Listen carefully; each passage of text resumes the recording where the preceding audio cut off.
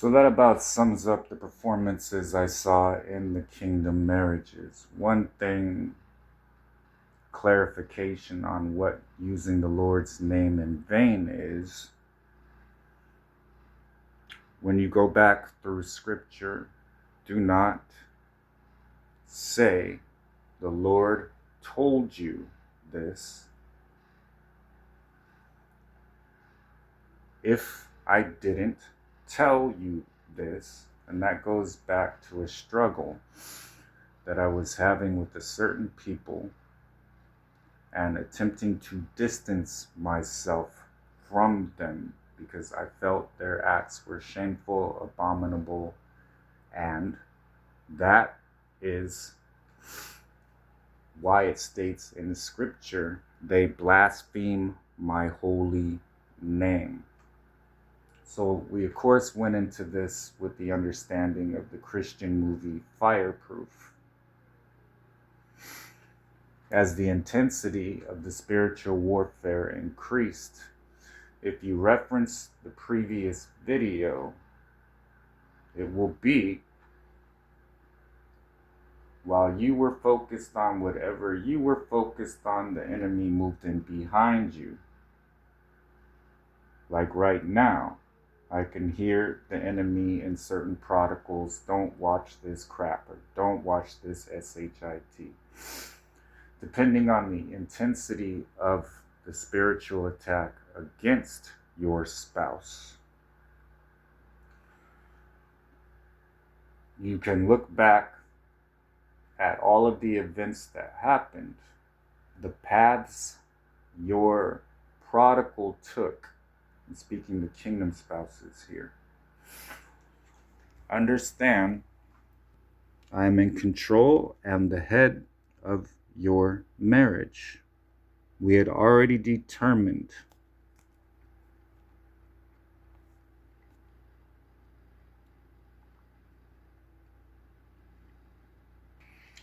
once the confirmation has come through you, kingdom spouse, you would say to your prodigal, the Lord only has a remnant. There's your clarification. Now, how the enemy moved in many times through somebody, like the video you see me sitting down with titled Mary's Discernment, convinced her. And you can liken it to, if you would like, what it was like, the demons saying they are legion, for there are many of them. Branching that out into different individuals around your spouse, depending on the depth of how easily they were deceived into believing what they were hearing was of God. Remembering there are different depths to the enemy's deception. The enemy was not going to appear in the life of the prodigal as dominant a lot of times, or bold as a lion, confident with my spirit and my words, but as the victim, until the opportune time came to strike, hence viper. So when you see in that video the enemy leading your prodigal following, you start there as we continue our testimony. So I'll continue mine regarding control of finances. Now, it is kingdom money. We designated that through our prayer time, given to us by the Lord. It is in our, as in our, God's pocket, and it is designated. Now that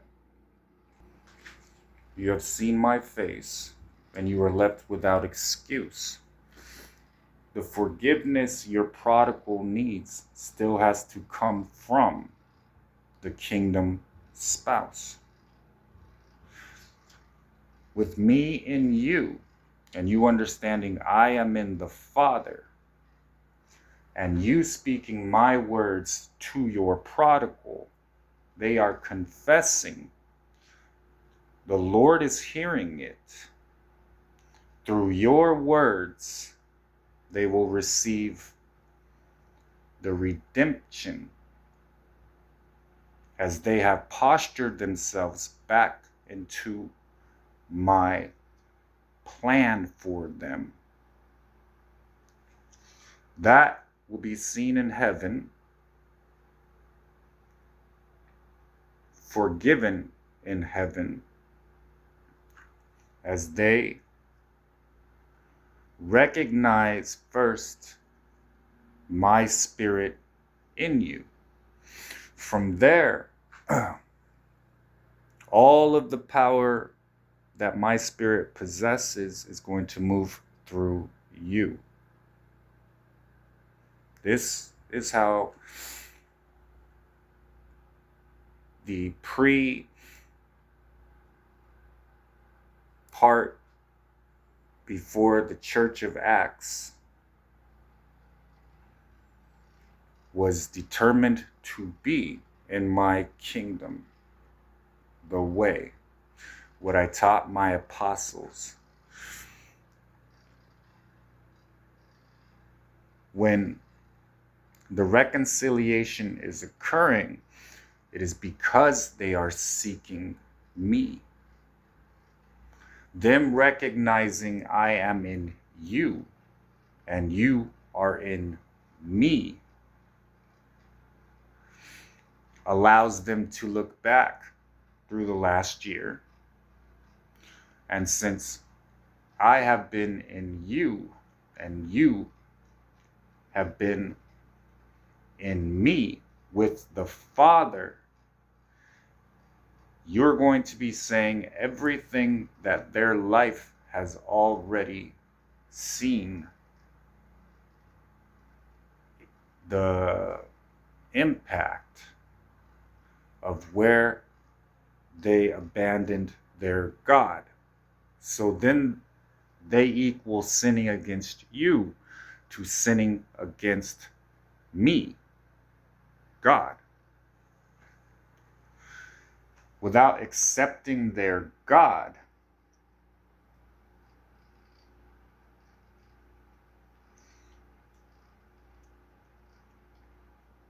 they then are in a state of their prayers not being answered by the Lord Michael Brian Thomas, who is the second coming Jesus.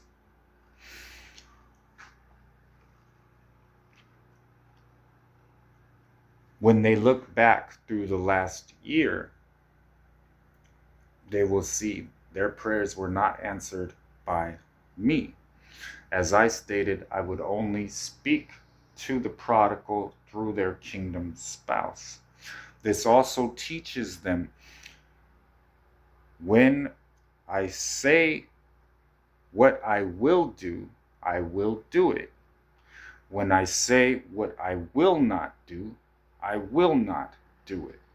So coming into me and Mary's marriage, there were two sources of income. There was my income, her apartment, and what she received. Now entering into the marriage, and this is important, of why I said prodigals transfer half of what you were blessed with to your kingdom spouse. Galilean tradition ensured marriages were financially in a position for the birth of the two that were being brought together as one.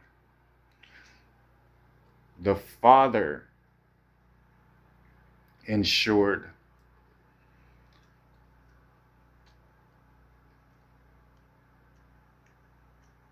the bride through payment to either Galilean is different than Jewish tradition. You need to understand that. In this day and age, I simply blessed the prodigal. The prodigal positioned outside of their marriage is then forfeiting the full amount of their inheritance, which would include salvation and being known by God. I love you.